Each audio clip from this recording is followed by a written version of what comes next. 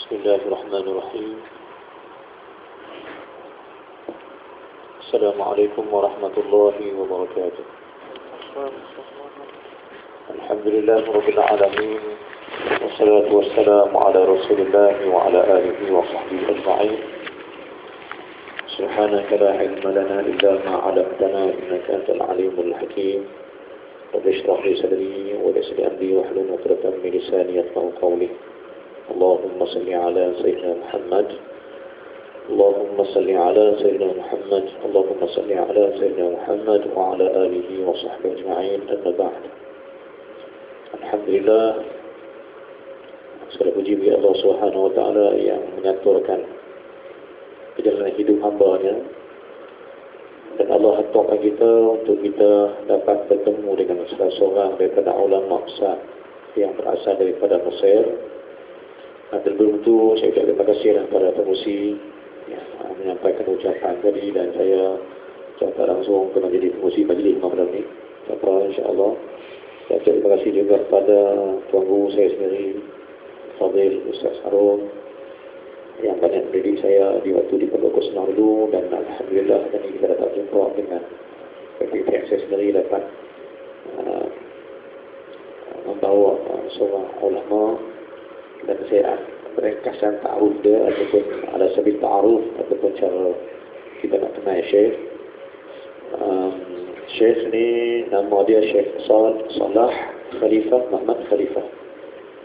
Syekh Salah berasal daripada Mesir dan mendapat pendidikan di Azhar juga, di bawah tangan ulama-ulama Azhar yang silam. Antara gurunya yang awal adalah Imam Hasan Al-Banna rahimahullah, yang kita kenal, yang kita tahu sejarah dia, salah seorang pemimpin Ikhwan Muslimin. Kemudian dia guru juga dengan ulama-ulama yang lain, antaranya ulama Azhar yang termasyhur Syekh Muhammad Al-Ghazali, Syekh Mutawalli Sya'rawi, dan Syekh Hamid Kish, dan ramai lagi ulama-ulama Azhar yang dia sempat belajar di sana, dan dihantar oleh Al-Azhar Mesir ke Jordan untuk bertugas di Jordan jadi imam, khatib dan pendakwah di masjid yang antara masjid terbesar di Jordan, dan diminta menjadi imam di masjid negara Jordan di zaman Presiden ataupun Raja Malik Husin dulu. Tapi kerana beliau cintakan ilmu, dia tak mau jadi imam besar di masjid negara. Dia minta jadi imam di masjid kedua, iaitu imam di Masjid Ja'far. Sekarang ni dia bertugas di imam dan khatib di Masjid Ja'far bin Abi Talib, iaitu adanya makam sahabat Nabi di sana, iaitu imam sahabat nama Ja'far, itu abang Presiden Ali. Dan di makam yang sama, di masjid yang sama, adanya seorang makam seorang sahabat lagi, iaitu anak angkat Rasulullah SAW yang ada dalam surah Al-Ahzab, iaitu Zaid bin Harithah. Kemudian salah seorang sahabat lagi yang ada di masjid yang Syekh jadi imam itu adalah seorang sahabat yang mati pada perang Mu'tah, iaitu Abdullah Rawahah. Jadi Syekh jadi diberi penghormatan, diangkat martabat dia oleh Allah jadi imam di masjid yang ada 3 makam sahabat yang berkorban pada perang Mu'tah, di antara perang yang amat dikenali dalam dunia Islam. Dan Syekh juga di Mu'tah itu, di Mu'tah ni tempat anak-anak kita belajar di Jordan tu, salah satu universiti ialah Universiti Mu'tah. Syekh di sana dia jadi bukan hanya tenaga pengajar, dia bukan tenaga pengajar kepada anak-anak, tapi dia mengajak doktor-doktor dan pensyarah-pensyarah di Universiti Mu'tah. Dia bukan mengajar anak-anak kita, dia mengajar pensyarah sendiri. Waktu saya ke sana mengaji, maka yang duduk depan dia ni, yang pagi-pagi saya mengaji dengan dia, yang duduk dengan dia tu dengan saya yang mengaji ni, doktor-doktor, dekan-dekan di Universiti Mu'tah tu mengaji dengan dia.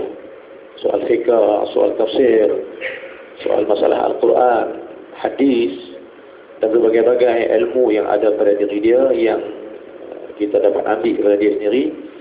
Dan sekarang dia bertugas antara dia di Jordan jadi orang utama.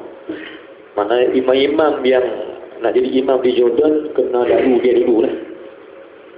Nak jadi imam di Jordan kena jumpa dia dulu. Dia bagi jadi boleh, dia tak bagi jadi tak boleh.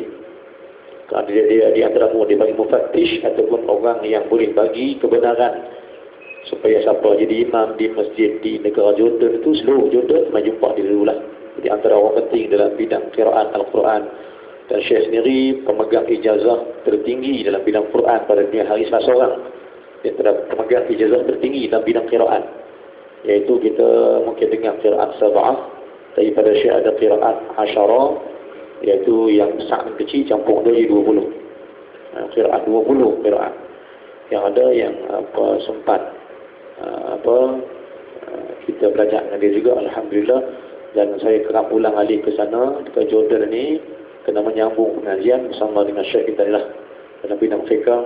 Dan alhamdulillah Syekh yang ada depan tuan ni mazhab dia macam mazhab kita juga, bermazhab Syafi'i. Alhamdulillah. Jadi kita tak bawa lah orang lain, kita bawa Syekh yang mazhab Syafi'i juga. Dan guna dia untuk kita mendalami apa masalah dalam mazhab Syafi'i, kita terus bertanya dengan dia, kan, dan kita dapat memberikan jawapan-jawapan yang lebih tepat tentang masalah-masalah yang berlaku dalam mazhab Syafi'i sendiri. Dan saya ulang balik, dia pemegang ijazah tertinggi, antara orang yang pegang ijazah tertinggi dalam bidang qiraat, dan salah seorang yang mentasihkan, yang membenarkan Quran yang ada pada tangan tuan-tuan itu, dia yang sahihkan betul atau salah. Jadi ulama yang ada depan kita ni bukanlah orang biasa. Dia diberi oleh Allah Ta'ala anugerah yang menghafaz Quran, belajar Quran ni pada umur 4 tahun, 5 tahun, 6 tahun, 7 tahun dah hafal Quran dah. Pada usia 7 tahun dia dah hafal Quran. Kemudian qiraat semua sampai hari ini dia terus bertugas menjadi orang penegak pengajar dalam bidang Quran dan semua ilmu. Jadi, alhamdulillah, cara ringkasnya kita dah kenal dah Syekh kita. Saya ulang balik nama dia, Syekh Salah Khalifah Muhammad Khalifah, ulama dan ulama Azhar di Mesir, daripada Mesir yang dipinjamkan oleh Al-Azhar kepada Jordan untuk mengajar. Orang Jordan sendiri dan anak-anak kita di Jordan mengaji dengan dia juga, alhamdulillah. Jadi kita bawa, saya ulang kali ke Jordan tu kerana belajar dengan dia, menyambung mengajar dengan dia dengan dalam bidang qiraat dan bidang tafsir, hadis, fiqh, ada macam-macam. Dan pada Syekh sendiri, kalau segi ta'rif dia atau segi pengenalan dia, pada Syekh sendiri ada lebih kurang 50 buah sanad kitab-kitab sahih dalam bahasa Syafi'i dan tafsir dan hadis. Pada Syekh ada sanad kitab hadis, 9 buah kitab hadis, daripada Muwatta Imam Malik sampai kepada Imam Dailami, Darqutni dan sebagainya. Semua kitab hadis ada pada sanad dia dengan Syekh sendiri. Dan ulama-ulama Syafi'i kita, Imam Nawawi, semuanya juga ada sanad-sanad yang sambung dengan Syekh dan sambung dengan Imam Nawawi. Dan insya-Allah pada malam ini saya minta, sahabat-sahabat kita minta supaya beritahu Syekh, supaya dia bagi 1-2 sanad kita. InsyaAllah nanti saya akan beritahu dia. Lepas ini insyaAllah mudah-mudahan kalau Allah izinkan dan dia izinkan, dia akan sebutkan juga 1-2 sanad untuk kita ambil pada malam ini atas kehendak Allah Ta'ala. Kita ambil untuk kita beramal menjadi hamba Allah Subhanahu Wa Ta'ala. Jadi insyaAllah kita akan persilakan Syekh untuk memberikan jawapan dia, dan saya akan cuba menterjemahkanlah apa kadar yang saya mungkin yang boleh saya terjemahlah. Kalau ada kesilapan, kurang, tertambah dan sebagainya, saya minta maaf lah. Sebab apa? Sebab nak menterjemah ni pun kadang-kadang susah juga. Terjemah ni kita terjemah secara huruf-huruf tak faham pula. Jadi mungkin saya akan terjemah cara maknanya saja, insyaAllah. Yang penting dapat faham makna dia atau apa yang akan disampaikan oleh Syekh pada malam ini, insyaAllah. Dan doa kepada Allah telah membukakan pintu hati kita supaya kita faham kehendak Allah Subhanahu Wa Taala, dan kita jadi orang yang makin dekat dengan Allah Ta'ala di ujung-ujung usia kita sebelum kita kembali daripada Allah. Jadi insyaAllah saya akan persilakan Syekh untuk memulakan ucapan dia. InsyaAllah sama-sama kita beri perhatian dan kita ambil apa yang terbaik. Mudah-mudahan kita jadi orang yang terbaik, insyaAllah. InsyaAllah Syekh, betul-betul ambil apa terus, insyaAllah. Alhamdulillah Rabbil Alamin. والصلاة والسلام على سيد الأولين والآخرين المبعوث رحمة من عند الله للعالمين إمام المتقين وقائد الغر المهجرين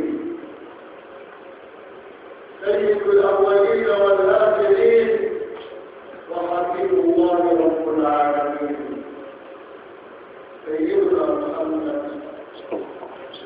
صلوات ربي وسلامه عليه وعلى آله الكرام الطيبين ومن تبعهم بإحسان إلى يوم الدين صلى الله عليه وسلم أرسله ربه للعالمين بشيرا ونذيرا وداعيا إلى الله بإذنه وسراجا منيرا فشرح له صدره ويسر له أمره وجعل المذلة والمهانة على من خالف أمره فلا يكف ولا يجوز بما بعد حتى يشهد أنه عبده ورسوله شهادة اليمين صلوات ربي وسلامه عليك سيدي يا رسول الله يا عظيم الملوك ودوائها ويا عافية الأبدان وشفائها ويا نور الأبصار وضيائها يا من أنت الفاتح لما أغلق والخاطب لما كتب والناصر الحق بالحق والهادي إلى صراط الله. بسم الله الرحمن الرحيم.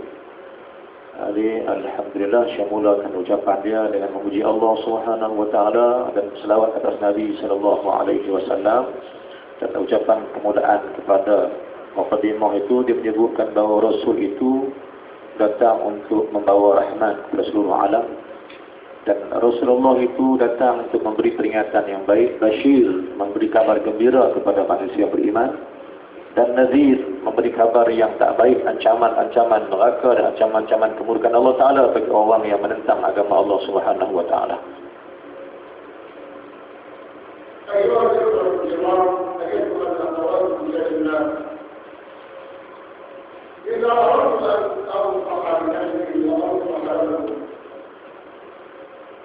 وإذا أردت أن توفي نفسي وأوصيكم فقد وصية توفى بها الله رسول الله في مطلع سورة الأحزاب يا أيها النبي اتق الله أوصيكم ونفسي بتقوى الله فالتقوى هي السعادة في الدنيا والآخرة. التقوى هي الطمأنينة في الدنيا والفوز بالآخرة. ليست السعادة جمع مال ولكن التقي هو السعيد. إذا المرء لم يلبس ثياب التقى فقد اتقى رجالا ولو كان كافيا. وخير الناس المرء طاعة ربه ولباس التقوى ذلك خير من أن يكون لله عاصما.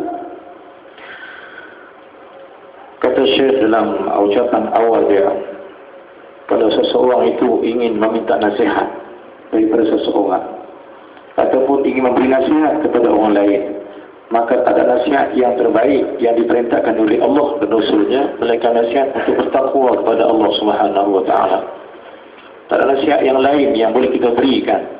Sesiapa saja menerima nasihat atau memberi nasihat tak boleh dengan yang lain dan tak elok dengan benda lain melainkan nasihat untuk bertakwa kepada Allah.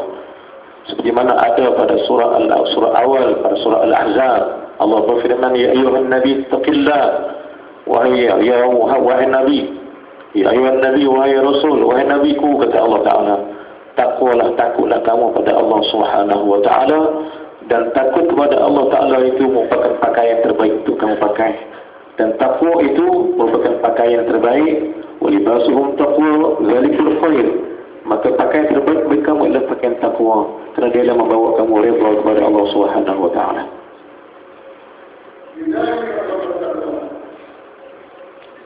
والتقوى جماع أربعة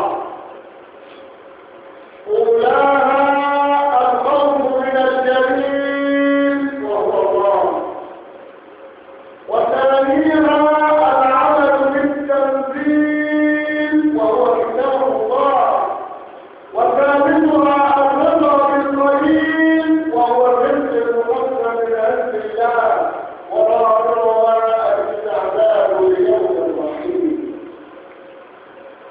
الخوف من الجليل والعمل بالتنزيل والرضا بالقليل والاستعداد ليوم الرحيم.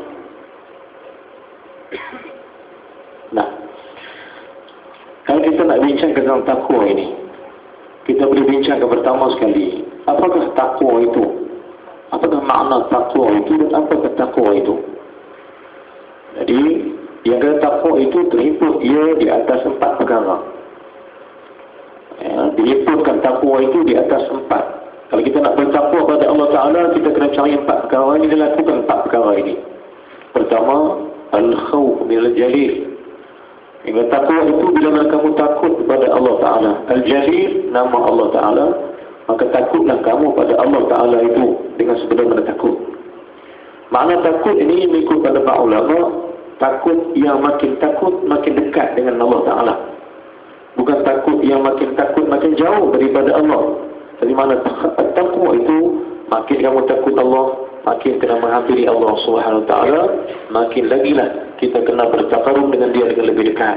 Itu makna takwa atau makna khawfu minal jalil. Yang kedua iaitu beriman dan menuruti apa yang diturunkan oleh Allah Ta'ala daripada kitabnya. Iman yang kedua itu bila mana kita mengikuti apa yang ada pada tanzil. Apa tanzil? Itu Al-Quran yang diturunkan oleh Allah. Kita beriman. Al-amal bil-tanzil bermakna kita beramal dengan isi Al-Quran itu. Pada semua kehendak Allah Subhanahu Wa Taala kita beramal. Maka bila beramal dengan isi Al-Quran, orang itu dipanggil orang yang telah bertakwa pada Allah Subhanahu Wa Taala. Dan yang ketiga, takwa itu bila mana seseorang itu redha. Ar-redha bil qalil. Redha ia dengan rezeki yang datang daripada Allah walau sedikit pun. Itu semua itu redha, menerima rezeki Allah walau sedikit. Dan dia cinta dan suka dengan Allah, apa Allah beri kepada dia, maka dia menjadi orang yang bertakwa dengan Allah Subhanahu Wa Taala. Dan yang keempat, takwa itu terhimpun pada yang keempat, al-isti'dadu li yaumir rahim. Ada persediaan untuk kamu dibawa ke alam yang lain, iaitu alam akhirat. Bersedia untuk menghadapi mati. Maka orang bersedia menghadapi mati itu adalah orang bertakwa dan takut pada Allah dengan sebenar-benar ketakutan. لذلك أمرنا الله تعالى في كتابه الكريم بالتقوى في 258 موضعا في كتاب الله. 258 مرة يأخذنا المولى بالتقوى في القرآن الكريم من أوله إلى آخره. 258 مرة يأخذنا المولى بالتقوى. سمى المتقون بعض الناس المتقين. لو نظرنا إلى أول تنزيل في كتاب الله العظيم بعد الفاتحة سورة البقرة لوجدنا بعد أعوذ بالله من الشيطان الرجيم بسم الله الرحمن الرحيم ألف المتقون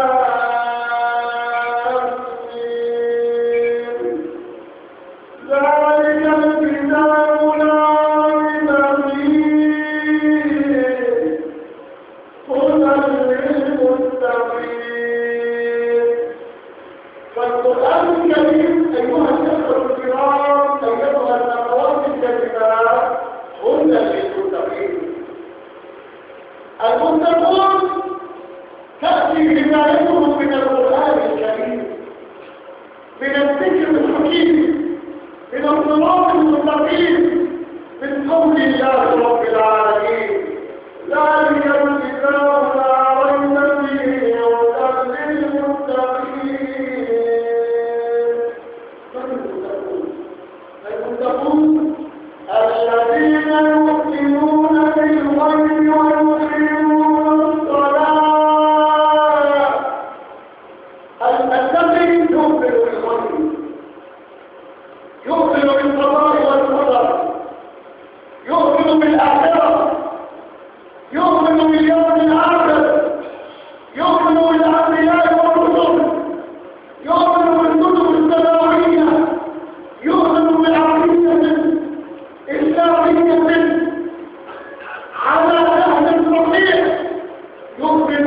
بالغيب ويقيمون الصلاة.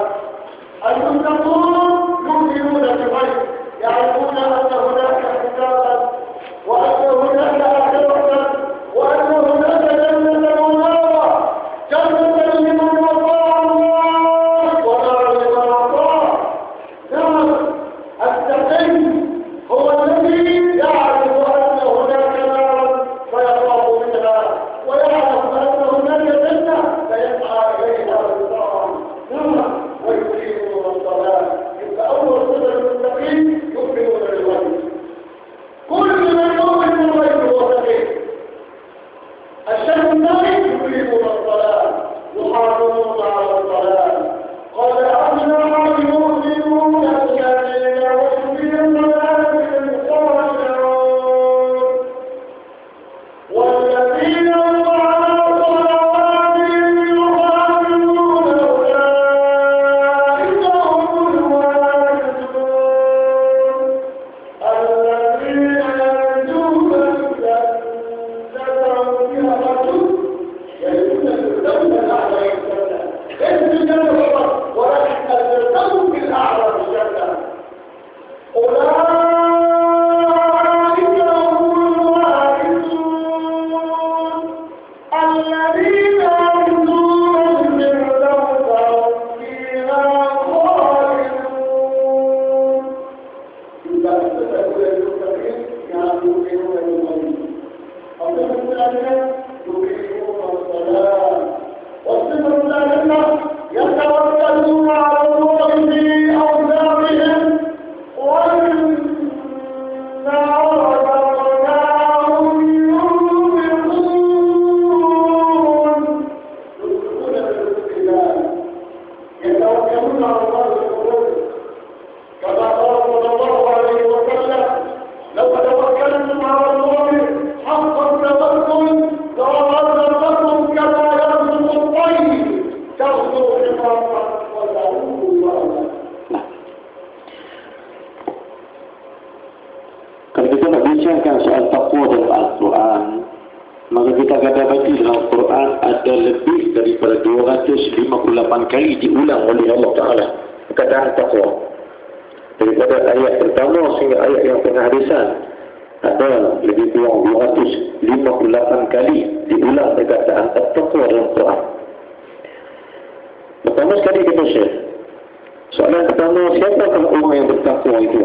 Menurut Al-Quran, siapakah orang yang pertama atau orang-orang yang bertakwa, dikira bertakwa dengan Allah Subhanahu wa taala?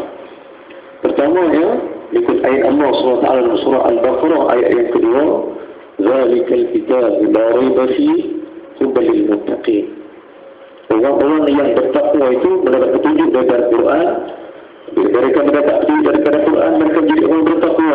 Cara bagaimana mereka bertakwa? Pertama sekali, yu'minuna bil ghaib.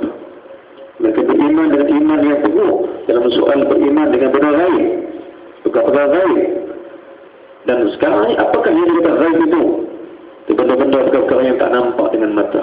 Antaranya syurga, pahala, sirat, hisab, dan segala-gala benda yang ada dalam akidah Islam. Ia punya asal ma'iyat yang tak nampak dengan mata. Kita beriman dengan perkara gaib itu, maka kita mendapat takwa daripada Allah Subhanahu wa taala. Kita beriman dengan akhirat yang dijanjikan oleh Allah Ta'ala dengan berbagai macam syurga. Dari sana ada pahala. Kita seronok dan bergembira dengan janji Allah dengan syurga. Kita berusaha mencapai syurga itu dengan amalan-amalan yang diberikan oleh Allah Subhanahu wa taala dan menjauhkan diri daripada benda-benda yang perkara-perkara yang dilarang oleh Allah Subhanahu wa taala. Kemudian yang ketiganya dan yang keduanya, sifat orang bertakwa ialah orang mendirikan salat. Bagaimana ada dalam surah Al-Mu'minun, berjayalah orang-orang yang mukmin itu. Qad aflahal mu'minun. Berjayalah orang-orang mukmin itu. Siapa mukmin yang berjaya? Mereka yang mendirikan salat dengan khusyuknya. Kemudian yang kedua itu ialah siapa yang mendirikan salat dengan khusyuk, maka mereka lah jadi orang yang bertakwa pada Allah Subhanahu wa taala. Kemudian yang ketiganya ialah siapakah orang yang bertakwa pada Allah Subhanahu wa taala? Ialah orang yang membelanjakan hartanya pada jalan Allah dan bertawakal. Allah والذين يؤمنون يؤتون الصلاة ومما رزقناهم ينفقون. Mimma razaqnahum yunfiqun bermakna belanjakan harta untuk jalan Allah dan bertawakal balik pada Allah Ta'ala selepas membelanjakan harta. Kita dah faham ni, kadang-kadang kita faham belanja harta, pernah belanja harta saja. Rupanya kena ada dua sifat, membelanjakan harta dan menyerah diri dan bertawakal kepada Allah Subhanahu Wa Ta'ala selepas menyerahkan harta untuk Allah Ta'ala. Seperti dengan mimma, kerana Allah akan menggantikan balik rezeki yang telah kita berikan kepada jalan Allah Ta'ala. Seperti hadis Nabi disebutkan, jikalau kamu itu bertakwa kepada Allah seperti bertakwanya burung yang terbang pagi, tak ada apa-apa yang dia dapat, perut kosong, tetapi bila kembali petangnya dia perut dia penuh dengan benda makan. Dan takwa yang paling baik adalah takwa burung yang menyerahkan diri pada urusan rezeki, diserahkan pada Allah Subhanahu Wa Ta'ala.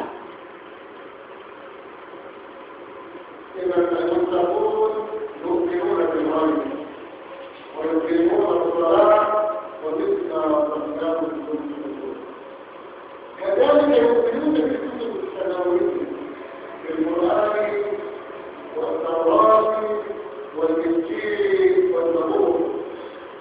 قال تعالى الآية الثالثة في البقرة: والذين يؤمنون بما أنزل إليك وما أنزل من قبلك وبالآخرة يؤمنون يا محمد بالقرآن الكريم، ويؤمنون كذلك بالكتب السماوية التي نزلت قبل القرآن الكريم، بصحف إبراهيم وموسى، بالتوراة على موسى، بالزبور على داوود، بالإنجيل على عيسى. قال تعالى في آخر سورة البقرة قبل الأخير الآية 85 بعد الآيتين في الصفحة 47 سورة المجيدة، يقول تعالى: آمنوا بما أنزل إليه من ربه والمؤمنون كل آمن بالله وملائكته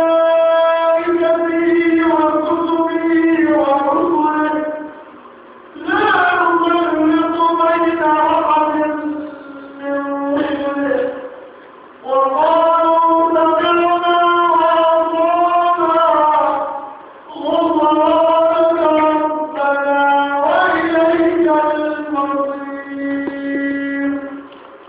إذا يؤمنون بالله، يؤمنون بالملائكة، يؤمنون بالكتب السماوية، ويؤمنون بالرسل، وبالآخرة هم يؤمنون. أولئك على هدى من ربهم وأولئك هم المفلحون.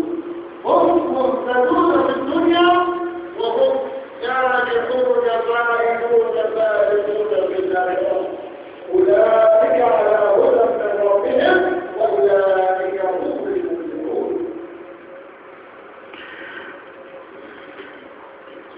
Apa yang ada lagi pada sifat orang yang bertakwa pada Allah Ta'ala, iaitu sifat orang bertakwa itu ialah beriman ia dengan Al-Quran, beriman ia dengan semua kitab-kitab yang samawi, kitab-kitab yang turun daripada langit. Sama ada beriman dengan Al-Quran atau beriman dengan Zabur, beriman dengan Injil dan Taurat, atau bagaimana turunnya Al-Quran, maka semua manusia wajib beriman dengan satu kitab, iaitu Al-Quran. Jadi beriman kepada Al-Quran itu salah satu sifat orang-orang yang bertakwa pada Allah Subhanahu Wa Ta'ala. Benda ini ada dalam ayat yang ketiga pada surah Al-Baqarah, وَالَّذِينَ يُؤْمِنُونَ بِمَا أُنزِلَ إِلَيْكَ وَمَا أُنزِلَ مِنْ قَبْلِكَ.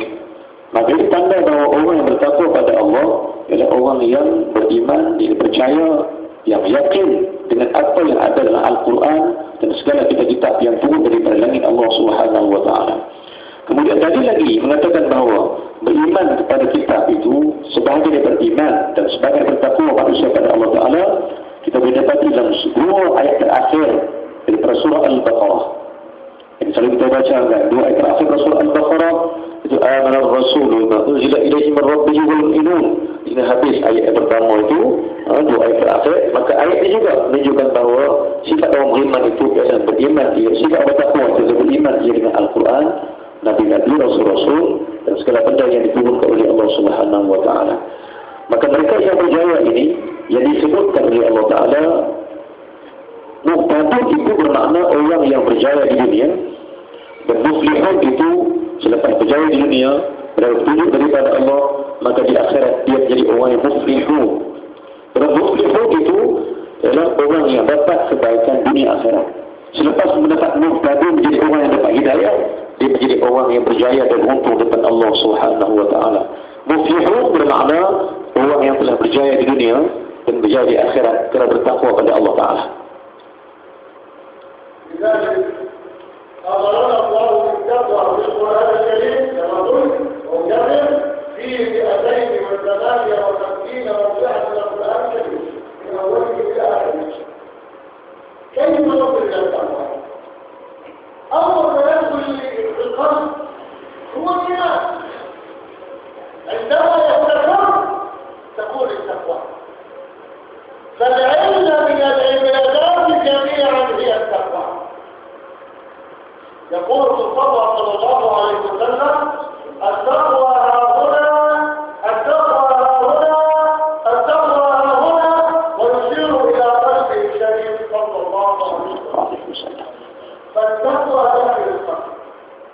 ماشي الى الايه الرابعه عشر من سوره الحجرات يقول الله تعالى فيها بعد أعوذ بالله من الشيطان الرجيم بسم الله الرحمن الرحيم قال الأعراب آمنا قل لم تؤمنوا ولكن قولوا أسلمنا ولما يدخل الإيمان في قلوبكم كله أسلمنا أولا بعدين يدخل الإيمان بعدين عبادات ننقل إلى القلب التقوى بعدين الإحسان بعدين اليقين. نعم ترتيب رباني. لو نظرنا إلى الآية الثامنة من سورة البقرة في الصفحة الثالثة في صفحة المدينة يقول الله تعالى فيها ومن الناس من يقول آمنا بالله وباليوم الآخر وما هم بمؤمنين يخادعون الله والذين آمنوا وما يخدعون إلا أنفسهم وما يشعرون. ليس الإيمان بالتمني ولكن الإيمان هو ما وقع في القلب وصدقه العمل. إيمان عمل بعد التقوى. العبادة العلة من الصلاة هي التقوى. نحن نصلي من أجل أن نحصل على التقوى. قال تعالى في مقطع سورة البقرة الآية 21 يقول الله تعالى يا أيها الناس اعبدوا ربكم الذي خلقكم والذين من قبلكم لعلكم تتقون. يا أيها الناس اعبدوا ربكم صلوا وصلوا أدوا صلواتكم إلى الله واتقوا لعلكم تتقون. يا أيها الناس اعبدوا ربكم الذي خلقكم والذين من قبلكم لعلكم تتقون. إذن العلة نأتي نصلي الصبح والظهر والعصر والمغرب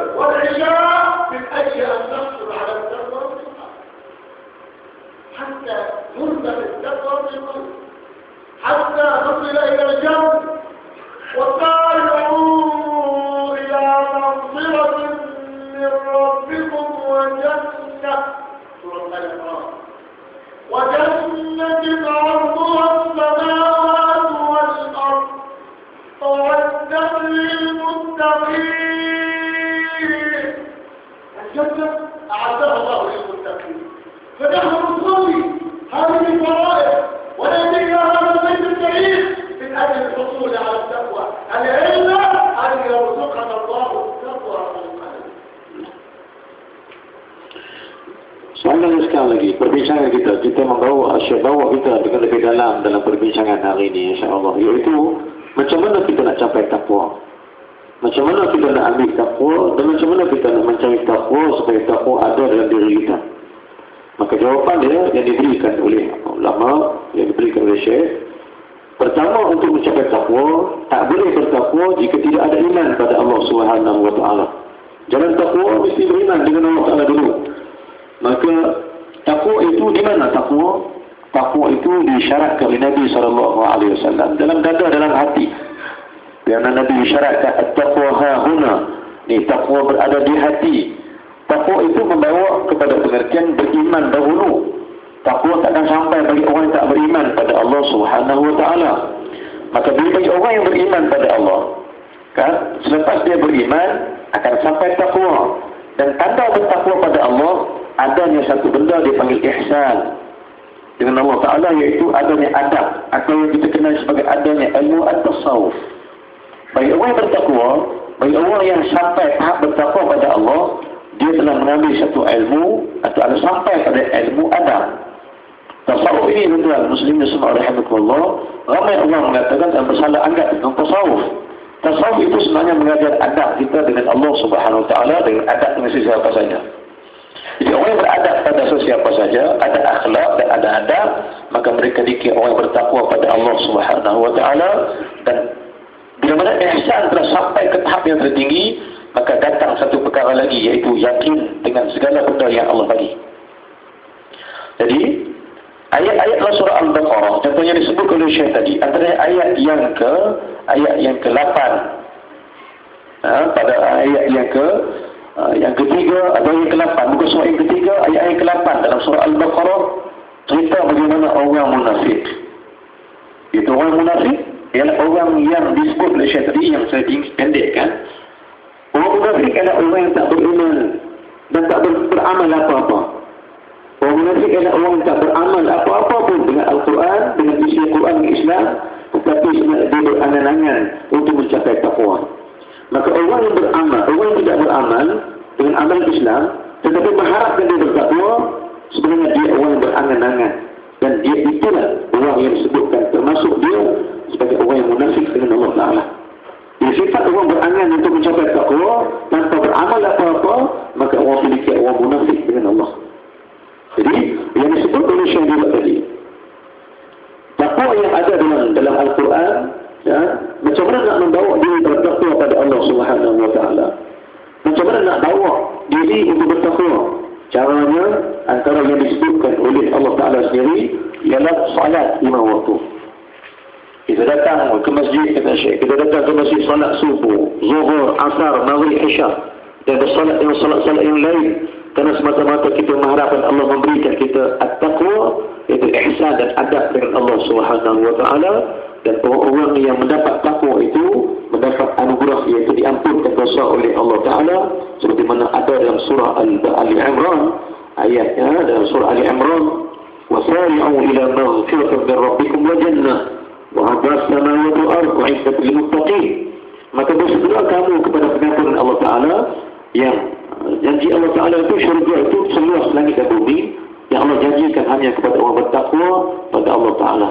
Jadi takwa itu ada bila mana seseorang itu mendirikan salat kerana menunjuk bahawa dia telah beriman pada Allah Subhanahu wa taala. لذلك الصلاة تؤدي بنا إلى التقوى. نصلي من أجل أن نرزق ونحن للتقوى. ليست الصلاة وحدها، بل الصيام كذلك. الصيام نصوم من أجل الحصول على التقوى. العلم أن الصيام هي التقوى. قال تعالى في الآية 83 بعد 100 في سورة البقرة، الصفحة 23 في صفحة المدينة، يقول تعالى: يا أيها الذين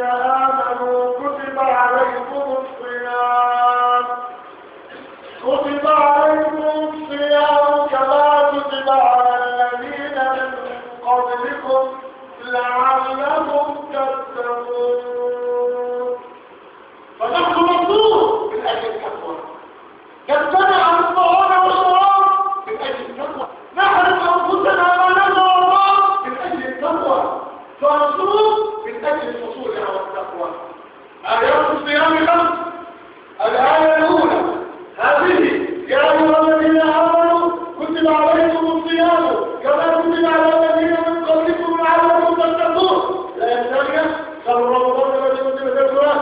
الثالثة وإذا سألك عبادي عني. الرابعة أحل لكم ليلة الصيام. الآية الخامسة كذلك يبين الله لكم آياته لعلكم تتقون. فآيات الصيام الخمسة بدأ في التقوى وتدخل في التقوى. الأصل التقوى، نصوص من أجل التقوى، نصلي من أجل التقوى.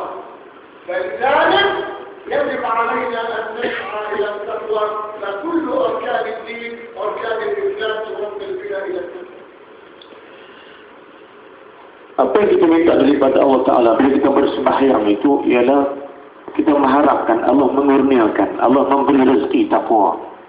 Salat yang kita buat pada Allah Ta'ala itu kita mengharapkan supaya Allah mengurniakan, Allah memberi, merezekikan kita takwa. Ulang balik. Kata Syekh, salat yang kita buat ni sebenarnya kita minta Allah rezekikan, Allah berikan takwa itu. Kerana takwa ada dalam salat 5 waktu yang diwajibkan oleh Allah Subhanahu wa Ta'ala. Kemudian takwa juga akan datang bila mana sesuatu berpuasa. Berpuasa juga boleh memberikan takwa pada Allah Subhanahu wa Ta'ala. Maka kita tegar diri daripada makan minum, kita menahan diri daripada perkara-perkara yang membatalkan puasa. Semua kita buat itu, mudah-mudahan kita minta Allah Ta'ala mengurniakan sifat takwa pada diri kita ini. Jadi ayat takwa dalam Al-Quran diulang oleh Allah Ta'ala. Ayat puasa dalam Quran yang membawa takwa itu diulang oleh Allah Ta'ala dalam 5 kali. 5 kali diulang oleh Allah Ta'ala bermula pada ayat ya ladzina amanu kutiba alaikumus shiyam. Itu ayat puasa. Syahrul Ramadan unzila fihi Quran, juga ayat tentang berpuasa. Dan ayat-ayat lain yang menceritakan tentang ayat yang lainnya juga pada surah Al-Baqarah menceritakan tentang puasa yang bawa kita pada takwa dengan Allah Subhanahu wa Ta'ala. كذلك الحج نحب نذهب إلى البيت العتيق، نذهب إلى مكة، إلى الكعبة، إلى منى، إلى عرفات، إلى المدينة، إلى مسجد رسول الله من أجل الحصول على التقوى. في الحج قال تعالى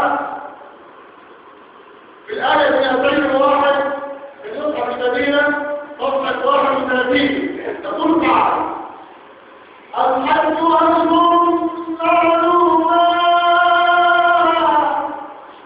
فمن فرض فيهن الحج فلا رفث ولا فسوق ولا جدال في الحج. الله أكبر. فلا رفث ولا فسوق ولا جدال في الحج. الله أكبر. ولا تفعلوا من شيء يعلمه الله. أي شيء نقدمه نفعله من شرعه يعلم الله سبحانه وتعالى. فلذلك يقصد الله أن يحرقون وتزودوا فإن خير الزاد التقوى واتقون يا أولي الألباب. نتزود نذهب للحج إلى التزود. لما نتزود؟ بخير الزاد. ما هو خير الزاد؟ خير الزاد علمنا إله رب العباد فقال وتزودوا فإن خير الزاد التقوى واتقون يا أولي الألباب. إذا يقول الحكيم تزود من حياتك للمعالي، تزود وادفع خير الزاد، أترضى أن تكون رفيق قوم له الزاد وأنت بغير ذلك. وخير الزاد قال عنه رب العباد وتزودوا فإن خير الزاد التقوى واتقون يا أولي الألباب. Kemudian apa benda yang lagi, yang perkara-perkara yang lagi yang boleh mencapaikan sesuatu ke tahap yang bertakwa pada Allah. Bagaimana cara takwa lagi yang kita nak cari yang boleh kita buat? Iaitu kata Syekh lagi, haji juga boleh membawa sesuatu mencapai tahap takwa pada Allah Subhanahu wa Ta'ala. Seperti ada dalam Quran yang saya sebut tadi tentang haji. Yang di akhir surah haji itu, cerita pasal haji, ada juga yang Allah sebutkan tentang watazawwadu fa inna khairaz zadi taqwa. Maka carilah bekal. Watazawwadu tambahkanlah bekal kamu itu pada Allah Subhanahu Wa Taala, dan sebagai bekal kamu ialah bertakwa dengan Allah Subhanahu Wa Taala. التقوى بكل شيء، ولكن إذا أردت العلم فلا بد من التقوى. إذا أردت العلم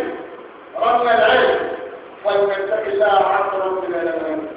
يقول تعالى في الآية 83 بعد الكفين: أقوى الآية في كتاب الله،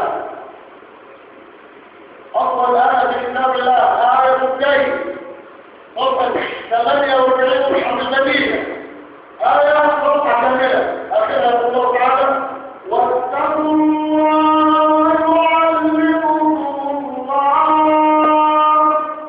اتقوا الله يعلمكم الله.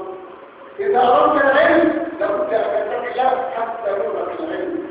كذلك إذا أردت العلم لابد أن تتقي الله، كما قال تعالى في فضل سورة الصلاة: قل تعالى ومن يتق الله يجعل له مخرجا ويرزقه من حيث لا يحتسب. إذا اتقيت الله يرزقنا الله، يعطينا الله، يمنعنا يمنعنا الله، يقول الله معنا.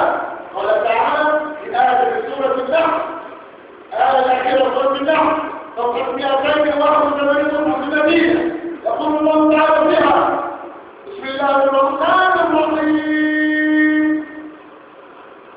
وإن عاقبتم فعاقبوا بمثل ما عوقبتم به ولئن صبرتم لهو خير للصابرين واصبر وما صبرك إلا بالله ولا تحزن عليهم ولا تك في ضيق مما يمكرون إن الله مع الذين اتقوا والذين هم محسنون. الله مع المتقين. هيقولون بالبقرة: واتقوا الله واعلموا أن الله مع المتقين. معية الله، اللي جبتوا معية الله اللي جبت التقوى. كذلك في الأرحام،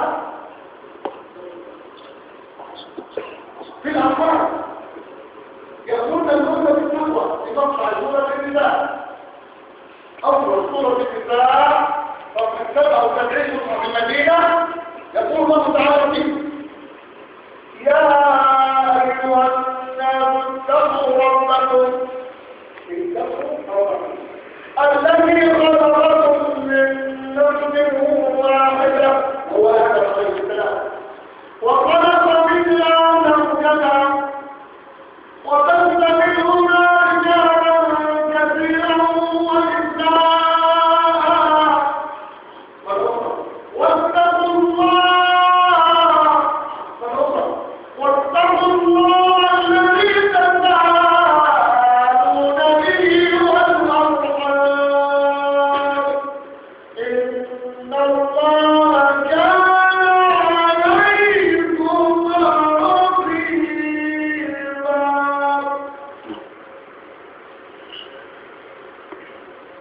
Jadi kata Syekh, takwa itu ada dalam bermacam-macam perkara yang disebutkan oleh Allah Subhanahu Wa Taala.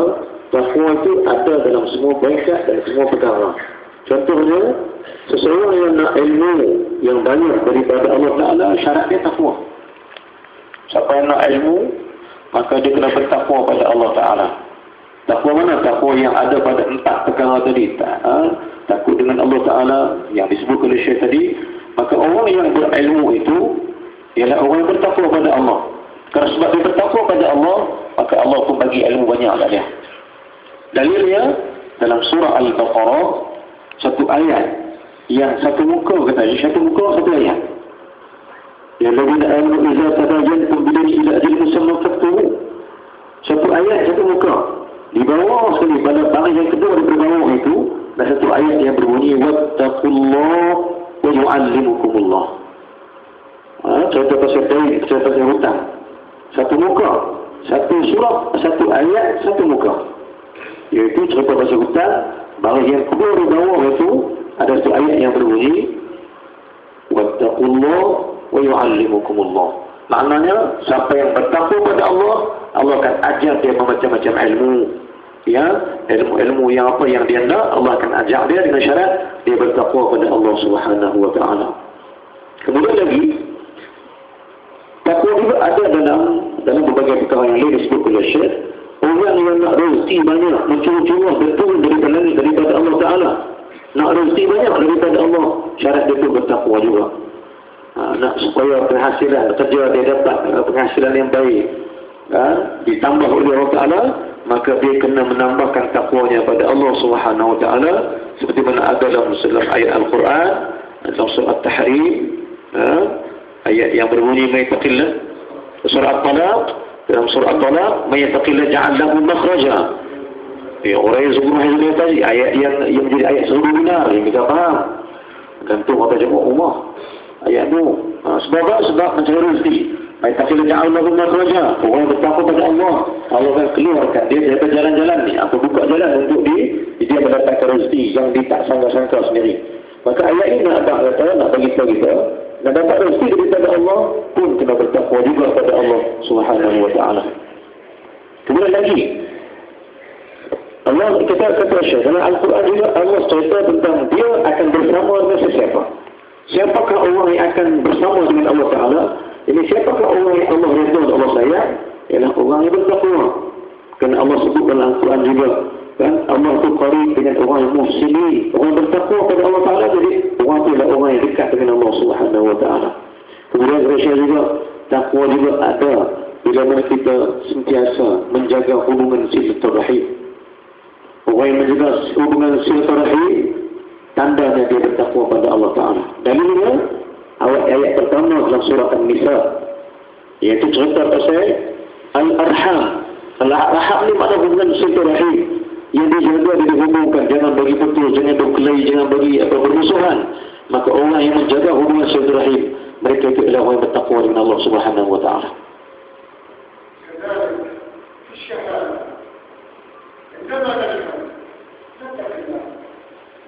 يقول الله تعالى في الآية 83 الرابعة والثمانين بعد الآيتين في سورة البقرة الصفحة الأخيرة 96 عن سبيل.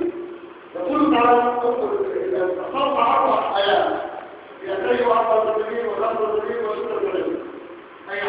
الآية ينتهي ب85 أول آية يقول الله تعالى فيها وإن كنتم على سفر ولم تجدوا كاتبا فرهان مكتوبة فإن أمن بعضكم بعضا فليؤدي الذي اؤتمن أمانته وليتق الله ربه. في الأمانة في الشهادة تقوى الله وليتق الله ربه ولا تكتموا الشهادة ومن يكتمها فإنه آثم قلبه والله بما تعملون عليم. إذا في الشهادة لا بد أن نتقي الله ونشهد بالحق ولو على أنفسنا، ونشهد بالحق ولو على أهلينا، ونشهد بالحق ولو على أقاربنا، لأن الله تعالى يجعل من يكتب الشهادة آثم قلبه كما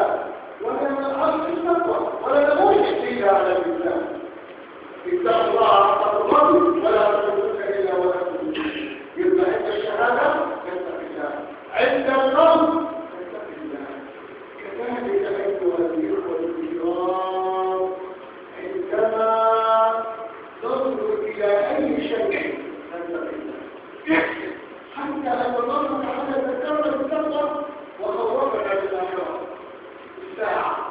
ونظرنا إلى ربنا سورة الحج الآية الأولى من سورة الحج صفحة 332 النبي يقول الله تعالى فيه: يا أيها الناس اتقوا ربكم إن زلزلة الساعة شيء عظيم يوم ترونها تذهل كل مرضعة عما أرضعت وتضع كل ذات حمل حملها وترى الناس سكارى وما هم بسكارى ولكن عذاب الله شديد. اللهم لكن اتبع الدنيا الساعة. اتق الله عباد الله. فالتقوى تذكرنا بالآخرة وتخرجنا من عذاب جهنم ومن النار ومن يوم ترى الناس سكارى ما هم بسكارى ولكن عذاب الله شديد. ترى كل يوم تذهل كل مرضعة تذهل عما أرضعت وكل ذات حمل صبر حملها لأن عذاب الله شديد. نتقي الله من ذلك اليوم. كذلك إذا أردنا أن يصلح الله عملنا ويستر عيوبنا ويغفر ذنوبنا ويطهر قلوبنا فعلينا بالتقوى. يقول تعالى في آخر سورة الأحزاب الآية 70 في سورة الأحزاب يقول الله تعالى فيها: يا أيها الذين آمنوا اتقوا الله وقولوا قولا سديدا يصلح لكم أعمالكم ويغفر لكم ذنوبكم ومن يطع الله ورسوله فقد فاز فوزا عظيما. حتى عند صلاح الأمر في الأول يصلح أمورنا الله يصلح أعمالنا يغفر ذنوبنا يطهر قلوبنا علينا التقوى. يا أيها الذين آمنوا اتقوا الله وقولوا قولا سديدا. قولوا قولا سديدا. لو اتقينا الله وقلنا قولا سديدا الله يصلح لنا أعمالنا ويغفر لنا ذنوبنا. الله أكبر. ومن يطع الله ورسوله فقد فاز فوزا عظيما. موضع آخر سورة الحشر هذا 21 سورة الحشر. الله أكبر. يذكرنا المولى التقوى يقول تعالى فيها: يا أيها الذين آمنوا اتقوا الله ولتنظر نفس ما قدمت لغد واتقوا الله إن الله خبير بما تعملون. ولا تكونوا كالذين يضروا الله عنهم أنفسهم أولئك هم الفاسقون. لا يستوي أصحاب النار وأصحاب الجنة. أصحاب الجنة هم الفائزون. Panjang aja lagi ni. Semua ada benar. Baik, tak apa, insyaAllah. Saya jumpa lah. Saya ringkas-ringkaskan insyaAllah. Seperti panjang tadi. Baik. Bila mana seseorang itu bertakwa pada Allah Ta'ala, takwa itu ada dalam syahadah dia, penyaksian dia di atas semua perkara. Penyaksian dia pada Allah, ketuhanan Allah. Penyaksian dia pada kerasulan Rasulullah. Penyaksian di atas benda-benda yang kebenaran. Maka semua ini membawa pada diri yang bertakwa pada Allah. Maka orang yang bertakwa pada Allah ialah syahadahnya benar, cakapnya benar, janjinya benar, dan semua yang dilakukan menunjukkan kebenaran pada dirinya sendiri, insya-Allah. Contohnya pada ayat syahadah yang membuat bertakwa itu, kita pernah tengok kata Syekh ada dalam ayat terakhir, muka surat terakhir pada surah Al-Baqarah. Cerita di atas sekali.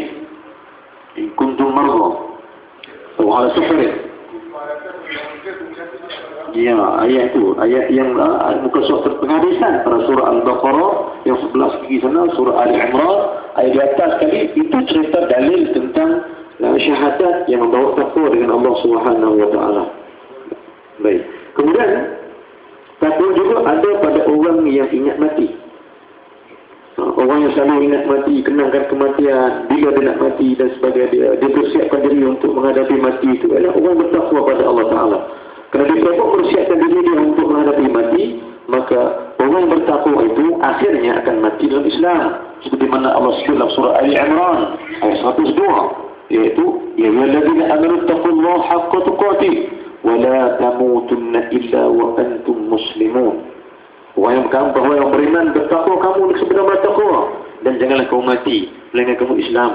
Jadi orang Islam yang mati Islam adalah orang yang telah meletakkan takwa dalam diri dia dan dia mencari takwa supaya dia dapat mati dalam Islam yang membawa daripada Allah SWT dan kerajaan Allah Taala.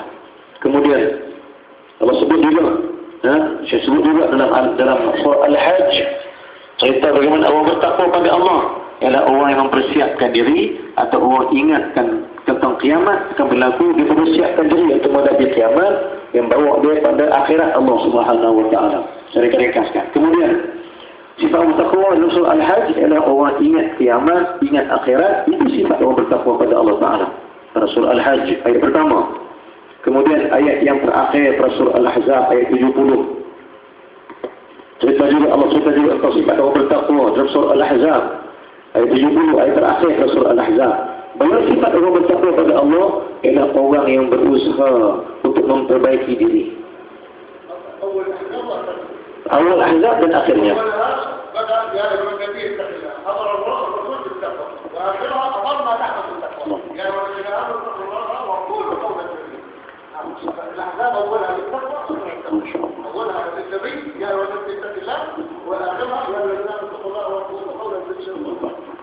Baik, pada surah Al-Ahzab Allah mulakan dengan ayat ya Nabi taqillah, wahai Nabi takwalah kamu kepada Allah.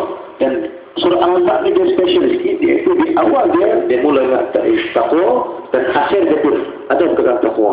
Jadi di awal dia diceritakan bahawa pada Nabi SAW bagaimana takwa itu yang Allah suruh pada Nabi, yang di akhirnya disuruh tiru sifat Nabi itu, iaitu apa dia? Yang terakhirnya kata ulama, kata syekh, kata Allah SWT dalam Quran sendiri, orang yang berusaha memperbaiki diri, orang berusaha memperbaiki diri dia dengan akhlak yang baik, dengan ibadat yang baik, itu tanda orang bertakwa dengan Allah Subhanahu wa taala. Kemudian siapa lagi orang yang dikira bertakwa dengan Allah Taala? Ada dalam surah Al-Hasyr. Ya, ada cerita orang bertakwa dalam surah Al-Hasyr, yaitu Allah berfirman alladzina amanu taqullaha wal tanzur nafsum ma qaddamat lighadin wa taqullah. Dalam surah Al-Hasyr. Hasyr ni cerita bagaimana Allah himpunkan manusia di padang mahsyar, dihalau manusia di padang mahsyar. Hasyr bermakna dihalau dan dihimpunkan. Jadi dalam ayat ini ada satu ayat yang Allah kata, wahai orang-orang yang beriman, orang yang bertakwa kepada orang yang beriman, takutlah kamu kepada Allah, dan tanda kamu takut kepada Allah itu wan nafsum ma qaddamat lighadin wattaqullah. Orang yang takwa kepada Allah dalam ayat ini adalah orang yang melihat apa nak jadi dekat dia di depan Allah Taala nanti. Dan lepas dia mati nanti, lepas dia berada dalam kubur nanti, atau dia fikir nanti di depan Allah Taala, dia bangun di depan Allah Taala nak jawab soal Allah Taala macam mana, maka dia fikir tentang hari akhirat, apa nak jadi dekat dia di depan Allah Taala nanti. Maka orang yang berfikir tentang akhirat, apa nak jadi dekat dia depan Allah Taala, itulah orang yang ada sifat bertakwa dengan Allah Subhanahu wa taala, seperti mana yang disebutkan oleh Allah Subhanahu wa taala itu.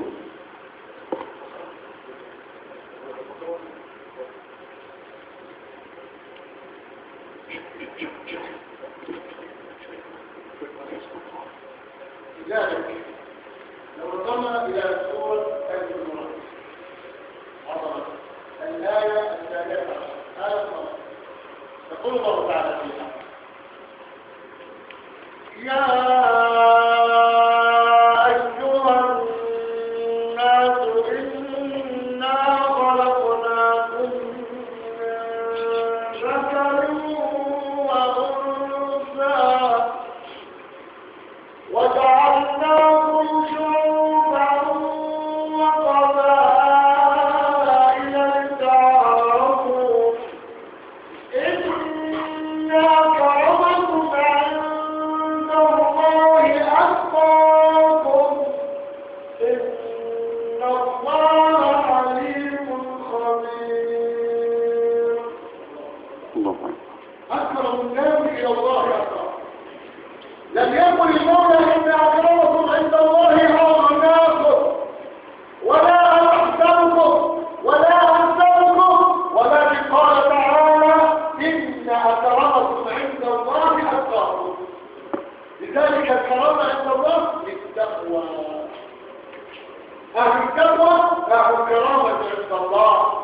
لذلك سأل أحد الصحابة رسول الله صلى الله عليه وسلم فقال يا رسول الله ما هي أثقل الأعمال في ميزان العبد يوم القيامة؟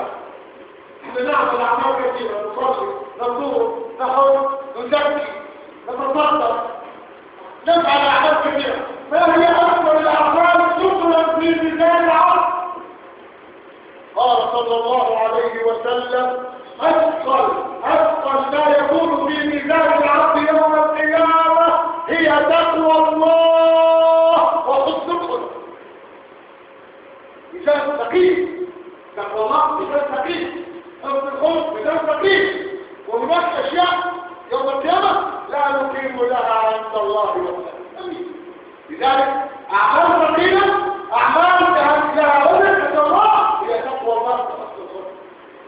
صحابينا يسأل رسول الله صلى الله عليه وسلم فيقول يا رسول الله ما هي أكثر الأعمال التي تدخل صاحبها الجنة؟ أكثر الأعمال هذا الرجل، هذا المستقيم، هذا الناس، هذا الخلق، هذا الناس، هذا المحسن، هذا المتقي، هذا المؤمن، هذا المسلم. أكثر الأعمال التي تدخل أصحاب الجنة والقيامة قال صلى الله عليه وسلم أكثر الأعمال التي تدخل صاحبها الجنة والقيامة كذلك هي تقوى الله وحسن الخلق.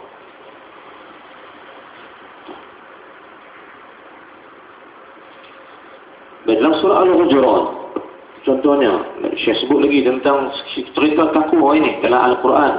Dalam surah Al-Hujurat, Allah berfirman, ataupun cerita dia, siapakah orang yang paling dimuliakan oleh Allah Ta'ala?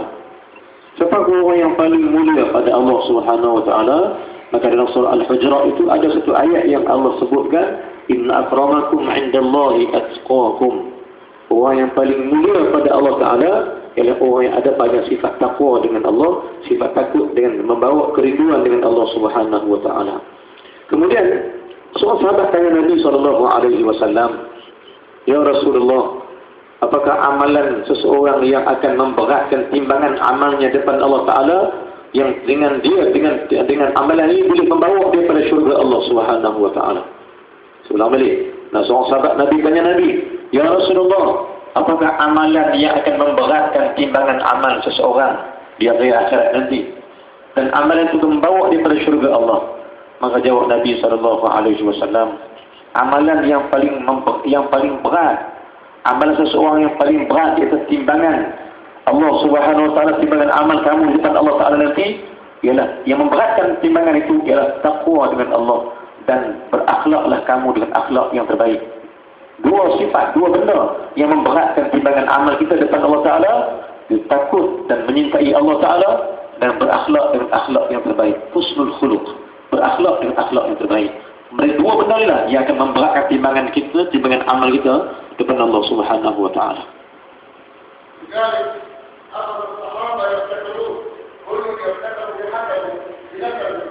كل صحابي يقول أنا أول من يقول أنا أول من خطأ أنا أول من الصديق أنا عثمان بن عفان أنا علي بن أبي طالب أنا خالد بن الوليد أنا أسامة بن زيد وبلال الحبشي بلال بن رباح خادم رسول الله جلد قرح واصبر من بين أحداث كل فيقول هذا بلال بن رباح العبد الحبشي الذي اشتراني أبو بكر الصديق واعتقد لوجه الله إن رسول الله صلى الله عليه وسلم يقول ارفع رأسك يا بلال فأنا لست كل نفسي.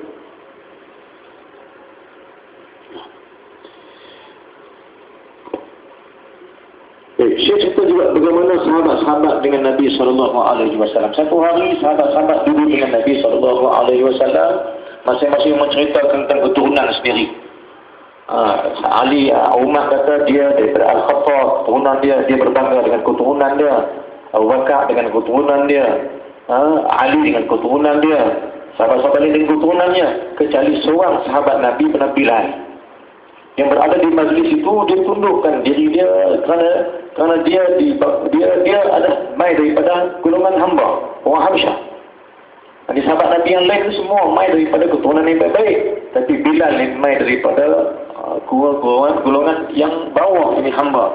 Yang dibeli oleh Abu Bakar As-Siddiq sendiri. Jadi dia rasa malu, maka dia tundukkan. Muka dia tunduk, dia tak angkatkan kepala dia. Kerana dia malu, kerana keturunan yang rendah, yang tak baik. Maka Nabi pun dia tengok Bilal tunduk kepala. Nabi kata, irfa'u ra'sakum. Angkatkan wajah kamu, wahai Bilal. Kerana kamu ini, aku ini, kata Nabi SAW, pemimpin ketua bagi orang yang bertakwa pada Allah SWT. Dan siapa bertakwa, diri dia menjadi keluargaku. ذلك يقول المسكين تدور في التقوى فإنك لا تدري إذا كنت ليل هل تعيش إلى الليل فكم من فتى أمسى وأصبح باكيا وقد خرج الروح وجود حياته وكم من صغار يرتجع طيلة عمرهم وقد دخلت أجسادهم ظلمة القبر وكم من كريم مات من غير أهلة وكم من عليم عاش حينا من الدهر وكم من عروض بيتها لتركها وقد وجدت أجسامها لم يحصل. Kata syair, saya tak tahu dalam syair itu cuba saya terjemahkan terus kata syair. Bersegeralah kamu bertakwa kepada Allah Ta'ala kerana kamu tak tahu bila kamu akan mati. Berapa ramai orang yang sakit, yang kita rasa dia nak mati, tiba-tiba esok Allah sembuhkan dia, dia hidup sampai hari ini. Dan berapa ramai orang yang sihat dia elok, yang dia rasa mati belum sampai dengan dia, tiba-tiba dia mati esok hari dengan tiba-tiba. Betapa ramai pemuda-pemuda yang rasa diri dia boleh capai usia tua, dia mati pada usia yang muda.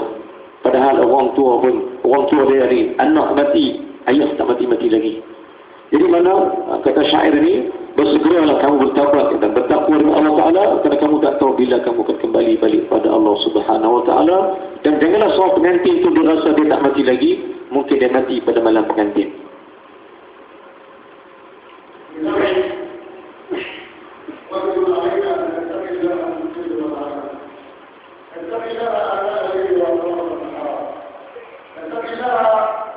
عندما تكون في أي مكان يقول صلى الله عليه وسلم اتق الله عليكم ما كنت وأنت السيئة حتى تقولها والله الناس يقول الحسن اتق الله بالليل اتق الله بالنهار اتق الله لأنه هو أهل التقوى والمغفرة.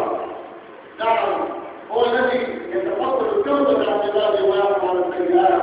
لذلك واجب على كل مسلم أن يخشى الله وأن يتق الله وأن يطاع الله وأن يحمد كتاب الله وأن يرضى بكتاب الله وأن يستعد لقاء الله وأن يستعد لقاء الله وأحب لقاء الله أحب الله لقاءه ومن كره لقاء الله كره الله. Dan kata Syekh, bertakwalah kamu. Takwa itu ada pada semua perkara. Nabi sebutkan takwalah kamu pada setiap perkara. Dan tanda takwa kamu itu ialah kamu buat benda kebaikan pada manusia. Orang buat jahat kita balik orang dengan kebaikan. Itu tanda takwa kamu pada Allah Subhanahu Wa Ta'ala.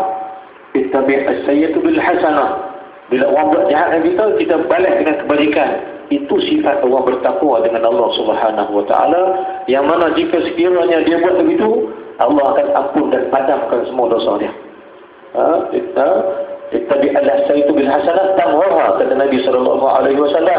Ikutilah segala kejahatan, balas dengan kebajikan dan kebaikan, maka Allah akan ampunkan semua dosa-dosa kamu. Maka kata Syekh, bertakwa kita siang dan malam, pagi petang, pada semua perjalanan hidup kita pada Allah Ta'ala. Bertakwalah kita pada Allah Subhanahu Wa Ta'ala, dan bersedialah kita untuk menghadapi Allah Subhanahu Wa Ta'ala.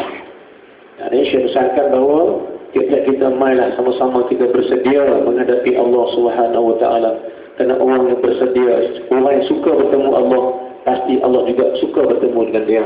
Dan siapa yang benci atau bertemu dengan Allah Ta'ala, maka Allah pun benci nak jumpa dengan dia.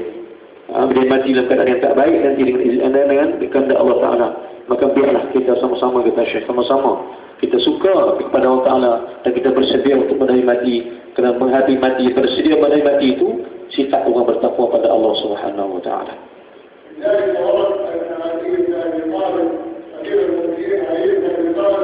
ذات يوم ذهب إلى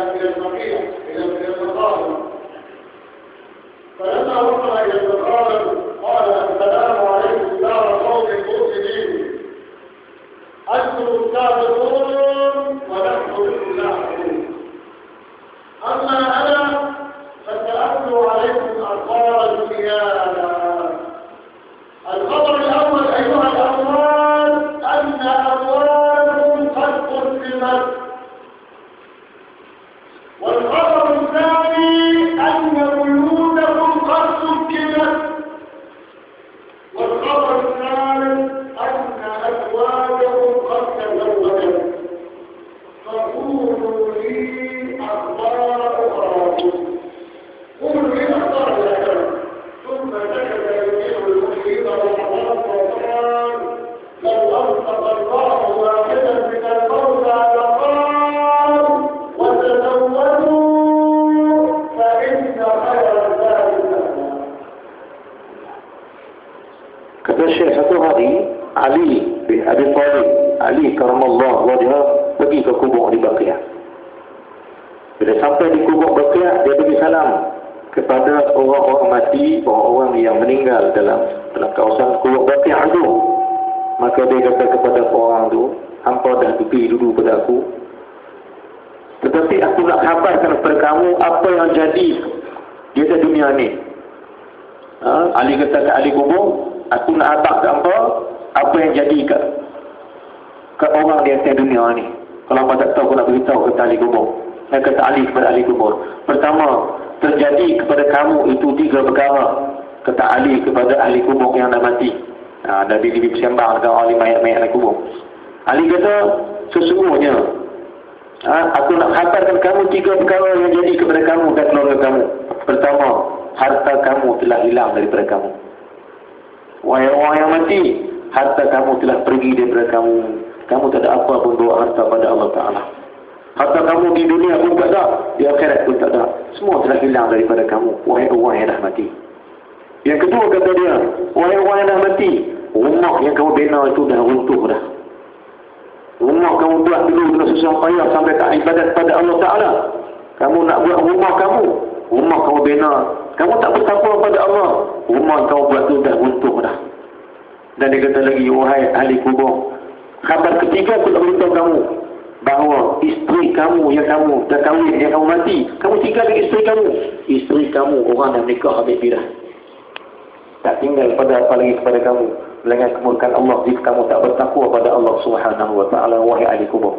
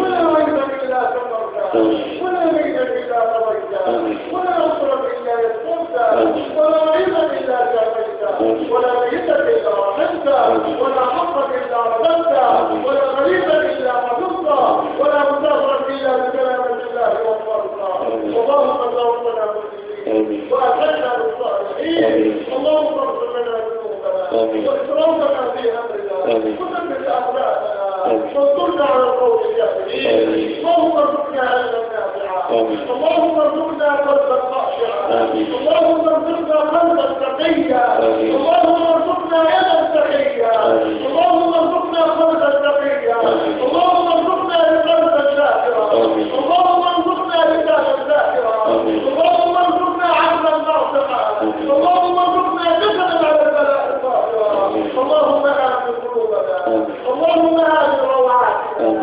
اللهم إنا نعوذ بك من الفتن ما ظهر منها وما بطن نعوذ بكلمات الله التامة من شر ما خلق اللهم إنا نسألك الفرح والجنة ونعوذ بك من سخط يوم القيامة اللهم قنا من النار ومن عذاب النار ومن كل قول وفعل وعمل يقربنا إلى النار وأدخلنا الجنة مع الأبرار برحمتك يا حبيب يا غفار اللهم إنك عفو كريم تحب العفو فاعف عنا ومن شر خلقك فزدنا ومن دينك لا تكلنا ومن رحمتك الواسعة لا تحرمنا اللهم ولي أمورنا خيارنا ولا تولي أمورنا شرارنا واصلح أحوالنا وانصرنا على القوم الكافرين اللهم طهر قلوبنا واستر عيوبنا واغفر ذنوبنا وردنا إليك ردا جميلا يا أرحم الراحمين يا أكرم الأكرمين يا مجيب الداعين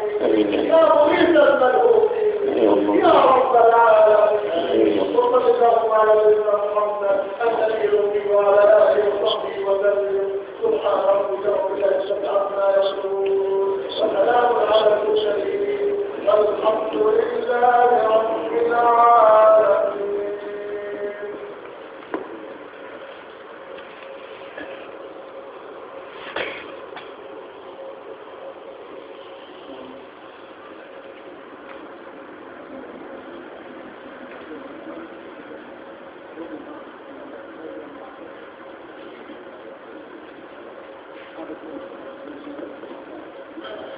Alhamdulillah kita dah habis dah majlis. Tadi yang terakhir saya sebutkan bahawa takwa itu biarlah kita berada dalam takwa selalu. Orang yang nak selamat daripada Allah Ta'ala ialah orang yang sentiasa bertakwa pada semua kerja, pada semua masa dan segala-galanya. Dan saya akhirkan perjumpaan kita malam ini dengan berdoa pada Allah Ta'ala mudah kita jadi orang termasuklah orang yang bertakwa pada Allah Subhanahu Wa Ta'ala. Amin. Dan untuk yang terakhirnya selepas salat Jumaat tadi ada sahabat-sahabat minta untuk disampaikan kepada Syekh supaya Syekh bagi sanad 2-3 perkara sanad yang Syekh nak bagi. Tapi kalau Syekh kata kalau sanad ni lebih dari qiraah. Kalau nak Fatihah ke apa kena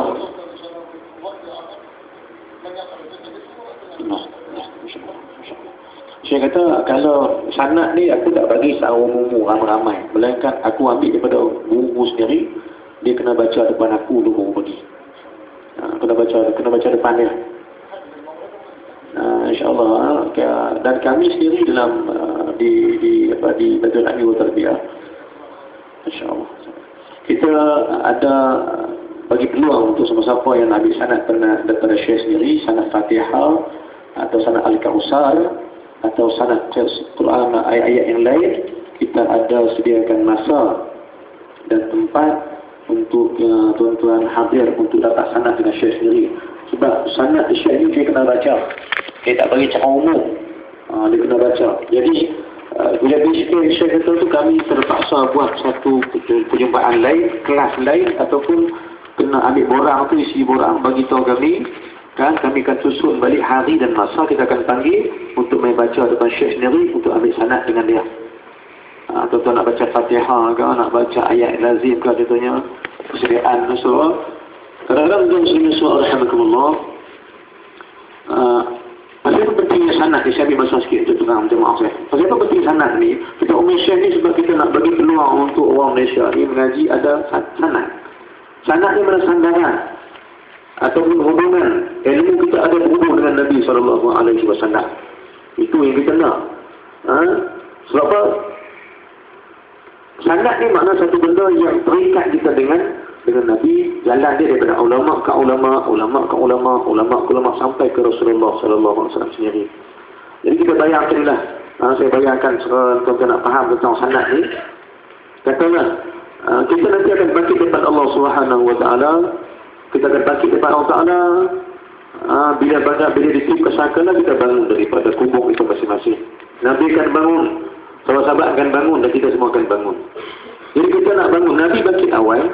Orang pertama bangun dari kuburnya adalah Nabi sendiri SAW dan ulama-ulama yang lain, sahabat-sahabat yang lain. Kenapa dia bangun bersama Nabi? Kerana mereka ada sanad sandaran dengan Nabi SAW. Jadi kita bayang, bila Nabi bangun, Abu Bakar bangkit, Umar bangun, semua sahabat bangun. Lepas dia bangkit, mereka bangun seorang-seorang. Kerana mereka telah ikat diri mereka, ilmu mereka dan segalanya bersandar dengan Nabi SAW. Kita bayangkan dalam Tuhan Muslim semua rahmatullah. Contohnya saya nak bayangkan. Kita ada rantai basikal, gaya kat basikal. Yang ada gelang cakuk-cakuk. Satu gelang cakuk, satu cakuk juga. Gelang rantai kan. Katalah kita tanamkan gelang itu, rantai-rantai itu dalam tanah, kita buat satu di atas bumi. Rantai-rantai yang mengikat-ikat kita tanam tanah, kita lengkaplah kat mana api pun. Sampai jauh, 4 km sekalipun kita tanam dalam tanah. Cuba bayangkan, bila satu ni diangkat, naik, maka akan naik semua sekali. Mana-mana rantai yang berada dalam tanah yang mengikat diri dengan rantai yang terangkat itu, maka semua akan bangun, semua akan naik. Maka itulah sanad depan Allah SWT. Bila kita ada sanad dengan ulama-ulama, bila kita ada sandaran ilmu dengan ulama, bila ulama cangkut dan cakup kita sampai Nabi SAW. Bila Nabi bangun, kita bangun bersama Nabi SAW. Itu pentingnya sanad yang boleh kita tafsir sikit tuan-tuan. Jadi sekarang kita dah lama dah solat, Fatihah kita siapa yang sanadkan, siapa yang hubungan kita dengan Nabi. Maka kita bawa main. Susah payah kita share main daripada jauh. Semata-mata antaranya nak ikat kita dengan dia ikat kita dengan Nabi SAW. Peluang yang tak boleh kita lepaskan tuan-tuan. Peluang yang tak patut kita lepaskan. Jadi saya minta kita buat jurnal. Kalau tak baca awal ramai dia tak bagi, kena labudal. Yang tak dapat dia kena baca juga depan dia, Fatihah ke apa-apa. Dia kata boleh. Sebab apa? Sebab yang saya terang saya satu benda, sahnya bacaan, syurut tashihul qiraah. Syarat sah Fatihah kita, syarat sah bacaan kita itu mesti bersambung sanad sehingga ke Nabi. Baru sah bacaan Fatihah, sah bacaan Quran dan sebagainya. Jadi kita buka peluang untuk tuan-tuan, ambillah borang-borang itu dan isi dan kembali balik borang itu kita akan atur satu hari untuk tuan-tuan jumpa dengan Syekh dan baca depan dia sendiri insya-Allah. Jadi itu saja yang saya nak maklumkan tuan-tuan. Saya ucap terima kasih kepada hadirin tuan-tuan malam ini dan insya-Allah terima kasih kepada Ustaz, kepada Ustaz Kursi dan semua pihak yang memberi izin untuk kita bawa Syekh pada malam ini. Satu majlis yang saya tak jangka, saya pun tak atur sebab kita dah atur program Syekh ni 1 hari bulan sampai ke 30 hari bulan. Di utara, di Kedah, di Padang Serai, di Purwaja, di Masjid Bukhari, di Ipoh, di Kuala Lumpur, di Masjid Negara, di Masjid Wilayah. Kita dah atur dah program Syekh bersama dengan orang-orang semua muslimat satu Malaysia ini insya-Allah. Jadi peluang ni yang ada kita tak patut kita lepaskan. Jadi borang-borang yang ada tu minta segera kalau tuan-tuan nak belajar juga nak ada sanad dengan Syekh juga untuk dihubung bersama Nabi, silalah kembali balik borang untuk kami dan datanglah untuk jumpa Syekh dan baca depan Syekh sehingga dia sanadkan ataupun diizinkan dengan ijazah dan sanad yang akan membawa tuan-tuan sahih baca Quran itu sendiri. Wallahu a'lam. Aqulu qouli hadza wa astaghfirullahal azim li wa lakum. Assalamualaikum warahmatullahi wabarakatuh.